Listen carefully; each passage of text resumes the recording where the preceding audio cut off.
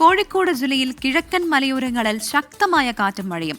താമരശ്ശേരി ചുരം 1-ാം വളവിന് സമീപം മരം വീണ് ഗതാഗതം ഭാഗികമായി തടസ്സപ്പെട്ടു. മരം വെട്ടിമാറ്റി ഗതാഗതം പുനഃസ്ഥാപിച്ചിട്ടുണ്ട്. രാഹുൽ സുരേഷാണ് വിവരങ്ങളുമായി കോഴിക്കോട് നിന്ന് ചേരുന്നത്.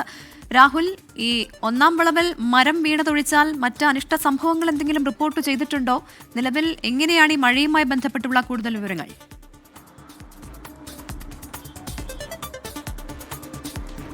പ്രവിധ, വിവിധയിടങ്ങളിൽ വേനൽ മഴ ലഭിക്കുമെന്ന് കാലാവസ്ഥാ നിരീക്ഷണ കേന്ദ്രം ഇതിനോടകം തന്നെ മുന്നറിയിപ്പ് നൽകിയിരുന്നു. അതിന്റെ ഭാഗമായുള്ള മഴ തന്നെയാണ് കോഴിക്കോട് ജില്ലയിലും വിവിധയിടങ്ങളിൽ ലഭിച്ചിട്ടുള്ളത്. ഇപ്പോൾ കോഴിക്കോട് നഗരത്തിലാണ് മഴ മാറി ഇപ്പോൾ മാനം തെളിഞ്ഞിട്ടുണ്ട്. പക്ഷേ കോഴിക്കോടിന്റെ കിഴക്കൻ മലയോര മേഖലകളിലാണ് ഇപ്പോഴും ശക്തമായ മഴ തുടരുന്നത്. അത് പ്രധാനമായും താമരശ്ശേരി, മുക്കം, പേരാമ്പ്ര ഉൾപ്പെടെയുള്ള ഇടങ്ങളിൽ ഇപ്പോഴും അതിശക്തമായ മഴ തുടരുന്നു എന്നാണ് നമുക്ക് പ്രാദേശികമായി അവിടെ നിന്ന് ലഭ്യമാവുന്ന വിവരം. രണ്ട് സംഭവങ്ങളാണ് മഴയുമായി ബന്ധപ്പെട്ട് ഉണ്ടായിട്ടുള്ളത്. അതിലൊന്ന് താമരശ്ശേരി ചുരം 1-ാം വളവിന് സമീപം മരം വീണ് ഗതാഗതം ഭാഗികമായി തടസ്സപ്പെട്ടതാണ്.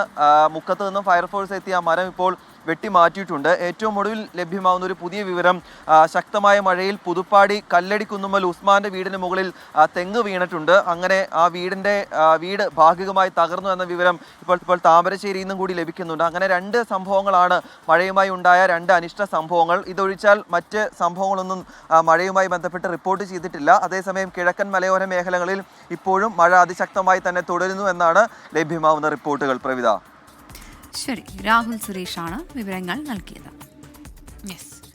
അപ്പോൾ എന്തായാലും മഴ പെയ്യുന്നുണ്ട്. പക്ഷേ ഈ പറഞ്ഞ പോലെ ഈ വലിയ ഇടിമിന്നലും അതൊക്കെ ഉണ്ടാകുമ്പോൾ നാശനഷ്ടങ്ങളും ഉണ്ടാകും. അതുകൊണ്ട് നമ്മൾ സന്തോഷമുണ്ട്. വലിയ ചൂടിനിടയിൽ വരുന്ന മഴയാണ്. വലിയ സന്തോഷമുണ്ടെങ്കിലും നമ്മൾ കരുതലോടെ തന്നെ ഇരിക്കണം.